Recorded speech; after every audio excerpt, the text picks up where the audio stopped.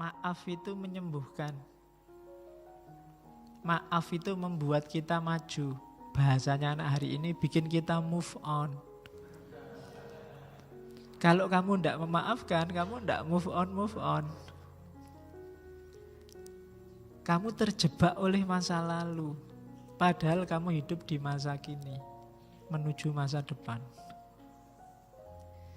Jadi maaf membuat kita bebas dari luka masa lalu. Sudahlah, dibuang saja. Meskipun tidak harus dilupakan, kita ambil pelajaran. Kayak tadi tidak harus dilupakan. Kenapa? Biar kita jalannya memang ke depan, tidak ke belakang. Kalau kita hanya lihat ke belakang saja, ya nanti kita nggak bisa jalan ke depan. Sekali-sekali belakang itu buat pelajaran, tapi jangan fokus ke sana. Kayak naik motor itu loh. Belakang itu kan dilihat sekali-sekali pakai spion. Nggak usah kamu lihat terus. Kalau naik motor kamu lihat spion terus ya nabrak. Sekali-sekali ngelirik ke belakang. Jadi orang-orang yang mengecewakanmu nggak usah terlalu dipikir. Dilihat sebentar aja pakai spion. Oh ya sudah. Nggak usah dilihat lama-lama. Nggak usah dipikir lama-lama. Ngelihatnya dikit-dikit aja. Biar kamu bisa maju. Kalau enggak, kamu mandek di situ. Stuck di situ. Enggak bergerak, enggak bisa maju. Maka yuk dibebaskan segala yang mengganjal selama ini. Benci terhadap siapapun, apapun. Wong untungnya apa? Hari ini kan kita kadang aneh-aneh. Enggak ada hubungannya sama sekali sama hidup kita. Ikut-ikutan kita benci, ikut-ikutan kita maki-maki. Di WA, di Facebook itu kan marak sekarang. Ngapain? Wong yo entah yang bener yang mana kan jauh itu sama kehidupan kita. Yo ada pengaruhnya, cuma kan enggak banyak. Ngapain kita sibuk di situ? Mending yang memang jelas manfaatnya. Oke, yang kedua itu ya. Jadi mari kita singkirkan aja bau kebencian apapun. Enggak usah nyari di orang lain. Cari dalam diri kita sendiri. Saya sering bilang kita itu selalu melihat ke orang lain. Kita marah-marah kalau ada orang maki-maki, kalau ada orang mengkafir-kafirkan, ada orang membid'ah-bid'ahkan. Tapi selalu orang lain. Jangan-jangan kita juga begitu. Nganggap orang lain salah, nganggap orang lain keliru, nganggap orang lain tidak pas. Yang pas kita. Itu tadi yang diketawakan oleh Al-Quran kan. Kullu hizbin bima ladaihim farihun. Setiap grup, setiap kelompok merasa bangga. Kalau bahasa Jawanya merasa umuk dengan kelompoknya. Maka kita hindari itu, kita bersihkan aja diri kita dari hal-hal yang tidak penting. Di antara cirinya orang baik kan ada hadisnya, min khairi husnil mar'i tarkuhu malayakni. Di antara ciri orang baik itu meninggalkan yang tidak ada hubungannya dengan dirinya. Terus yang ketiga, maaf itu membawa harmoni, kesatuan, kehidupan yang baru. Itu jelas, karena tidak mungkin ada yang baru kalau kita terlalu berat dengan beban lama. Tidak mungkin kita bisa lari maju kalau beban kita hari ini terlalu berat. Beban batin kita terlalu mantap sehingga melangkah aja kita beratnya luar biasa. Terkungkung oleh masa lalu. Maafkanlah. Biarlah dia dengan yang lain, kamu nyari sendiri yang lain juga. Tidak usah terlalu lama dipikir. Iya. Yo Ben, dia sama yang lain. Emangnya tidak bisa nyari yang lebih jelek? Oke. Ya. Enggak apa-apa tuh. Ya kalau untuk umum kan kamu bisa bilang begitu, enggak apa-apa. Terus, jadi jangan dipendam, bebaskan dirimu. Terus maaf membuat kita lebih realistis, tidak terpenjara, tidak terkungkung oleh masa lalu. Terus Itu sudah dijelaskan tadi. Maaf membuktikan bahwa kita masih manusia yang butuh memaafkan juga butuh dimaafkan. Maaf menunjukkan bahwa ya kita sama-sama manusia yang kadang-kadang juga bisa sama-sama salah. Saya maafkan, siapa tahu besok aku yang butuh dimaafkan. Hari ini kan kita kejam sekali sama orang yang keliru, salah ngomong, keceplosan. Kita tidak memaafkan, mau semua kita laporkan ke polisi. Mbok coba, jangan-jangan besok kita yang keceplosan ngomong, jangan-jangan besok kita yang salah bicara. Kan sengsara juga kalau tiba-tiba salah ngomong terus dilaporkan polisi. Wong tadi niatnya guyon ya, tapi karena sudah terlanjur benci ya dilaporkan polisi. Jangan-jangan besok menimpa kita juga, maka hendaklah kita budayakan memaafkan. Kalau orangnya sudah memang minta maaf, ya kita maafkan. Karena siapa tahu besok kita yang butuh dimaafkan.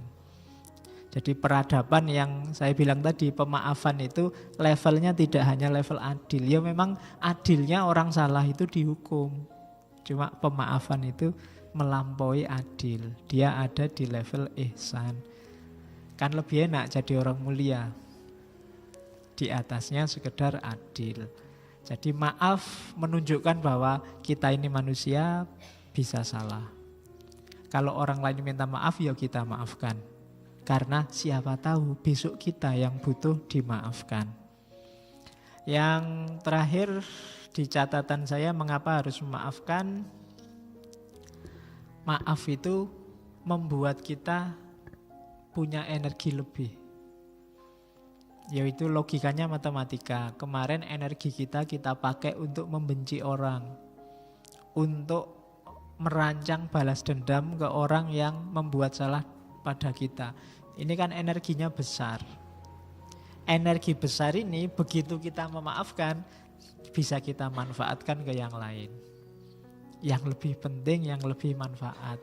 Daripada pikiran yang negatif, rancangan hidup yang negatif hanya untuk balas dendam. Hanya untuk membenci orang lain. Sudahlah kita maafkan saja, kita rancang hidup kita secara lebih positif dengan energi yang fokusnya ke sana. Itu manfaatnya memaafkan. Alasannya itu. Jadi kalau ada yang tanya mengapa harus memaafkan? Yang pertama, kamu akan lebih tenang. Yang kedua, kita tidak akan terkungkung oleh masa lalu. Yang ketiga, ya biar hidup ini lebih cerah, lebih harmonis. Yang keempat, ya memang kita masih manusia. Manusia itu tempatnya khilaf, tempatnya salah, maka kita memaafkan, siapa tahu besok kita yang butuh dimaafkan. Dan yang terakhir, dengan memaafkan, energi kita untuk membenci, untuk balas dendam, untuk ingat-ingat salahnya orang lain bisa dimanfaatkan ke arah yang lebih positif. Maka budayakan hidup memaafkan. Tapi ada kalanya orang tidak mau memaafkan. Banyak alasannya, di catatan saya ada beberapa. Mengapa ada orang tidak memaafkan? Jawabannya kayak tadi. Orang menganggap memaafkan itu lemah. Orang lebih memilih hidup harus adil. Salah ya dihukum. Keliru ya harus dikasih sanksi. Jadi ada yang pakai argumen itu. Agama kan ada hitung-hitungannya. Kalau orang minum khamr, hukumannya semacam ini. Kalau orang zina, hukumannya semacam ini. Nah ini tuntutan adil, itu bikin orang tidak memaafkan. Jadi paradigma adil, apa tidak boleh? Ya boleh. Cuma levelnya beda dengan pemaafan tadi. Agama kan ada itu banyak hukum-hukum syariat. Harus begini, harus begitu kan itu. Ya dilihat konteksnya. Dalam banyak kasus, Nabi lebih memilih paradigma pemaafan dibandingkan paradigma penghukuman. dibandingkan paradigma sekedar keadilan. Maaf itu kan banyak cerita, banyak yang tawanan perang, harusnya dihukum mati, adalah disuruh ngajar aja. Waktu Fathu Mekah itu kan kafir Quraisy kan disuruh diampuni semua. Musuhnya yang paling besar, rumahnya malah dijadikan suaka. Barang siapa masuk rumahnya Abu Sufyan, dia aman. Itu Nabi Muhammad. Paradigma memaafkan. Suatu ketika ada anak muda yang menghadap pada Nabi. Dia ngaku, Nabi, saya kemarin baru saja zina. Nah, itu jarang ya ada kayak gini hari ini. Ya. Oke, kalau hari ini kan lebih dahsyat, enggak cuma ngaku, di video lagi. Ya. Tinggal kita lihat bisa dia enggak cuma ngaku, ada buktinya. Cuma 3 kali dia ngadep Nabi begitu. Begitu ngadep pertama Nabi pura-pura enggak dengar, terus Nabi minggir. Ngadep kedua Nabi bilang, enggak, mungkin kamu khilaf. Sebenarnya kamu enggak zina, bertobat sajalah. Terus Nabi minggir. Sampai 3 kali Nabi masih begitu. Sudahlah, kamu tobat saja. Datang yang keempat baru Nabi bilang, ya sudahlah kalau kamu ngeyel. Dia minta dirajam. Karena hukumannya orang zina itu kan rajam. Nabi bolak-balik bilang tobatlah. Itu kan maksudnya paradigma yang lebih tinggi dari bahasa adil. Tapi pemuda ini milih adil saja. Ya wis, kalau mau rajam ya rajamlah, kamu sendiri yang mau. Jarang yang kayak gini anak muda sekarang. Oke, begitu dirajam, lemparan pertama, kedua, baru dia teriak-teriak, waduh Nabi ternyata sakit, masih boleh tobat enggak? Ya kan, terus Nabi bilang, ini sudah dibilangin sejak tadi disuruh tobat kok ngeyel. Akhirnya diizinkan untuk bertobat. Ya lihat situasinya, mungkin menurut Nabi eman-eman ini anak muda harapan bangsa. Iya. Oke, itu memerlukan kecerdasan ya membaca kisah-kisahnya Nabi itu. Ada beberapa kisah yang harus diletakkan di wadahnya. Jangan dikeluarkan, harus hati-hati membacanya. Nanti jangan-jangan baca ini, wah kalau gitu besok zina aja lah terus tobat. Yo, konteksnya beda. Anak ini mungkin menyesal beneran sampai ngadep Nabi minta dirajam, itu kan menunjukkan dia memang sangat menyesal. Diulang sampai 3 kali menunjukkan benar dia memang ingin tobat. Tapi kalau kamu mungkin beda urusannya. Pingin dolanan hukum mesti. Oke. Kalau orangnya memang niatnya pingin main-main hukum, mungkin sama Nabi dirajam beneran. Cuma ini kan lihat anaknya masih muda. Nah itu paradigma memaafkan. Melampaui hukum pasti, melampaui hudud kalau dalam syariah. Dimaafkan. Terus itu yang bikin orang yang pertama sukar memaafkan. Yang kedua, biasanya memaafkan itu memunculkan pertimbangan kekuasaan. Saya tidak akan memaafkan, nanti saya dianggap lemah, dianggap inferior. Emangnya siapa aku? Nah, itu bisa. Atau itu, dia merasa inferior. Waduh, iyalah saya maafkan, wong saya ini orang kecil mau gimana lagi. Nah itu relasi kuasa, permainan kuasa. Ini juga bikin pemaafan jadi tidak hakiki. Bikin orang kemudian tidak lah, itu cuma permainan. Kalau yang minta maaf dosennya apa ya kita bisa menolak. Dosennya telat, kita sudah nunggu setengah jam gak datang-datang, begitu datang, maaf ya saya ada tamu tadi sebentar. Masuk, enggak Pak, enggak saya maafkan. Masuk betul.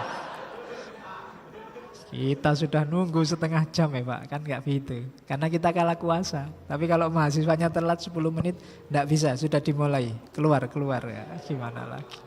Minta maaf Pak, tadi bannya gembos. Enggak bisa, sudah aturan itu. Nah, itu kan relasi kuasa. Kamu tidak berani memaafkan, yang sini tidak berani menolak permintaan maaf. Itu maka orang terus enggak, paradigmanya adil aja lah. Kalau kita 10 menit nggak boleh masuk, dosennya juga nggak boleh masuk. Kalau sudah 10 menit kita pulang Pak, ngajar sendiri misalnya. Nah, itu namanya adil. Nah, oke. Ya besok kalau kuliah hari pertama, Pak perjanjian Pak, ini paradigmanya adil apa permaafan? Ya. Oke, nanti kalau dosennya yang pinter, buat kamu yang adil, buat saya pemaafan. Terus, itu biasanya jadi alasan orang cenderung tidak memaafkan. Bertentangan dengan keadilan. Harus keadilan yang nomor satu didahulukan. Nah itu bikin orang terus tidak memaafkan. Salah ya harus dihukum. Itu tadi cuma kepeleset omong kok Pak, enggak bisa. Buktinya rekamannya ada, dia salah, harus dihukum. Nah itu paradigma adil yang dipilih. Terus ada yang terakhir, yang menganggap bahwa enggak, memaafkan itu enggak alamiah. Manusia itu secara insting itu kompetitif, saling bersaing. Jadi secara alami orang itu ya saling tabrakan, saling bertentangan. Jadi kalau ada yang mempromosikan pemaafan itu pasti agak menggeser kodratnya orang untuk saling tabrakan, untuk saling menjatuhkan. Ini yang punya pandangan kayak Thomas Hobbes dan kawan-kawan yang bilang bahwa naluri dasar manusia itu jelek. Makanya perlu ada hukum. Nah itu alasan yang keempat. Kenapa kok tidak memaafkan? Tidak alamiah Pak. Orang itu kalau dipukul ya secara alami pasti ingin balas mukul. Itu alami. Meskipun ada kalanya ya memang karena nggak level, nggak berani. Yang mukul besar, yang dipukul kecil. Nah, itu kan jan-jannya sih pingin balas tapi yo sudahlah dimaafkan saja. Nah, ini karena ya nah, itu kan ndak alami sebenarnya. Alaminya jane ya pingin balas. Jadi kalau dipaksa memaafkan itu malah ndak alami. Yang alami itu ya tawuran. Karena manusia punya fitrah saling memangsa. Kan itu ada yang punya pandangan semacam itu. Oke. Jadi mengapa tidak memaafkan? Paling tidak ada 4 alasan. Terus ketika orang memaafkan, benar-benar memaafkan, maka ada 3 ranah yang terlibat. Kognitif, afektif, dan behavior. Kadang disebut psikomotorik. Jadi akalnya juga memaafkan, batin rasanya juga memaafkan, perilakunya juga menunjukkan aktivitas memaafkan. Itu berarti benar-benar memaafkan. Jadi akalnya sudah bisa menerima. Oh iya, dia salah, dia keliru, harusnya dia tidak melakukan itu. Tapi dia kan manusia biasa. Itu akalnya bunyi. Nanti rasanya juga bunyi. Iyalah, saya maafkan. Kasihan dia, kasihan juga saya kalau lama-lama membenci, lama-lama saling marah. Itu afeksi. Behaviornya, perilakunya kemudian salaman, kemudian hidup bersama, kemudian saling menghargai, itu behavior. Berarti memang sudah memaafkan. Jadi kalau 3 ranah ini terlibat, tidak sekedar di mulut kayak tadi, berarti kita sudah benar-benar memaafkan. Kognitif, afektif, sama behavior. Perilaku kita menunjukkan memaafkan, batin kita memang memaafkan perbuatannya, dan akal kita memaklumi apa yang sudah dilakukan. Itu berarti kita sudah benar memaafkan. Memaafkan tapi behaviornya tidak begitu. Masih lirik-lirikan, masih caci maki, ya berarti belum. Hatinya masih belum. Ya saya maafkan tapi masih agak ganjel gimana ya kok, berarti belum. Akalnya juga masih saya belum bisa menerima, perbuatanmu terlalu kejam padaku. Nah itu berarti juga belum. Kalau tiga-tiganya kombinasi kognisi, afeksi, behaviornya sudah memaafkan, itulah namanya memaafkan. Kalau belum ya memang sebenarnya masih berat. Dan tidak masalah, ada prosesnya. Tidak bisa langsung. Oke. Ini agak ngulang kayak tadi. Mengapa harus memaafkan? Ya depresi, marah, mencegah balas dendam, meningkatkan kualitas hubungan. Kadang-kadang kemarahan kita ketika kita tidak mau memaafkan, itu yang terjadi rangkaian balas dendam. Saya mukul, kemudian kamu tidak terima, kurang ajar aku dipukul, balas mukul. Loh kok kamu balasnya 2 kali, tak balas lagi. Loh kamu, ya rangkaian kayak Amerika waktu diserang 9/11. Tidak dimaafkan terorisnya, dikejar kemana-mana sampai ke Afghanistan, ke Irak. Akhirnya kan rangkaian kekerasannya nggak habis sampai sekarang. Jadi semuanya dibakar oleh kemarahan sampai hari ini. Jadi hati-hati, kemarahan kita, kebencian kita itu akan berangkai, melahirkan kemarahan baru, kebencian yang baru. Karena kamu caci maki dia, dia ganti caci maki kamu. Kamu balasnya lebih dahsyat, dia lebih dahsyat lagi. Kamu ngomong 1 jenis binatang, dia ngomong 3 jenis binatang. Kamu ngomong, ya kan? Jadi kamu ngomong 5 jenis, dia ngomong seluruh kebun binatang. Kamu ngomong, ya bisa begitu. Kamu maki dia, dia maki kamu. Kamu maki dia, ditambah kamu maki saudaranya. Dia maki kamu, tambah maki bapaknya, ibunya. Oh dasar mbahnya, oh dasar terus. Jadi ini rangkaian. Bisa sampai dosen-dosennya, bisa sampai kampus-kampusnya. Dasar mahasiswa Winteso, kampusnya kena, ya kan? Kampusnya sampai kena, nanti dosennya juga kena, semuanya bisa kena. Itu rangkaian, di situ pakai istilah rangkaian kezaliman, rangkaian. Ini berangkai loh, jangan salah. Tidak cuma melibatkan dirimu, maka maafkanlah kalau memang ada kemungkinan dimaafkan menurutmu, karena tidak bisa dipaksa. Maklumilah. Dan yang terakhir itu meningkatkan kebanggaan. Jangan salah loh. Begitu kamu memaafkan, itu ada rasa bangga tersendiri. Ternyata aku ini kuat ya. Ternyata kamu punya harga sekarang. Menaikkan prestismu sendiri, kebanggaan dirimu. Ya rasakan sendiri kalau kamu nanti memaafkan. Biarlah engkau bahagia bersamanya. Aku turut mendoakan. Nah itu kan... Loh itu kan meningkatkan.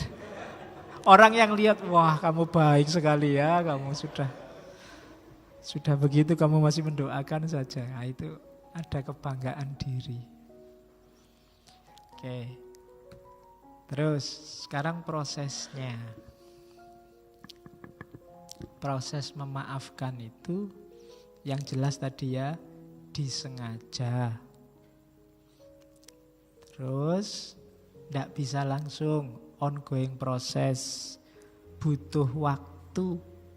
Bahkan dalam kasus tertentu perjuangannya sepanjang hidup.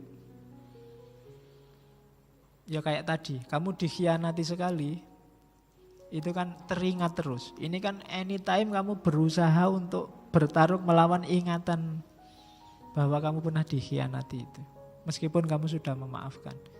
Dan resikonya kamu harus bertarung terus untuk tidak lagi mengingat-ingat kesalahan dia padamu.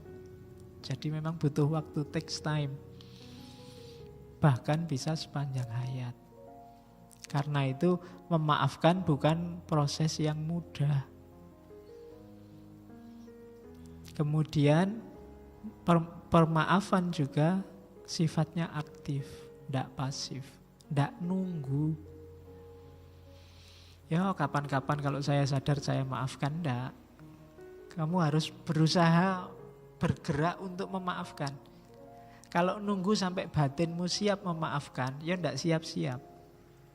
Karena memang karakter kita kalau ada orang salah ya memang pengen balas kayak tadi bawaan. Maka jangan ditunggu sampai kamu siap memaafkan, tapi berusahalah untuk bisa memaafkan. Berjuanglah.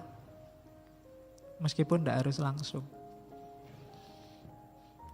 Kemarahan yang ada di dadamu taklukkanlah pelan-pelan. Tidak harus kesusu. Carikan dasar yang kuat. Biar nggak sekedar ditutup-tutupi, tapi memang secara sadar dimaafkan. Karena kalau cuma ditutup-tutupi, pada saatnya bisa meledak. Tapi usahakan ya memaafkan yang benar. Maka itu sifatnya aktif. Tidak pasif. Jadi memaafkan itu justru menunjukkan keaktifan. Bukan menunggu orang minta maaf. Kemudian dari dalam. Jadi bereskan dalam dulu. Baru nanti ekspresi keluarnya bagus. Kalau di dalamnya belum beres, keluarnya ya tidak akan beres. Pura-pura saja. Kalau ketemu senyum tapi begitu lewat melirik, ya kan? Kalau ketemu ngomongnya enak-enak, di belakang ngomongnya jelek-jelek, berarti belum memaafkan. Maka bereskan dulu yang di dalam sini. Kalau masih belum ya ngomong, saya sedang berusaha untuk memaafkanmu, mohon maaf ya, ini masih perjuangan, kan biasa aja. Jadi aku sangat kecewa, aku sangat marah. Yo, berusaha aku memaklumi, tapi sampai hari ini masih belum sukses. Jadi bantulah perjuanganku. Nah. Oke, semangat kan gitu. Kayak Benteng Takeshi itu loh, kalau mau gerak itu. Aku bisa kan gitu. Meskipun setelah itu kecemplung.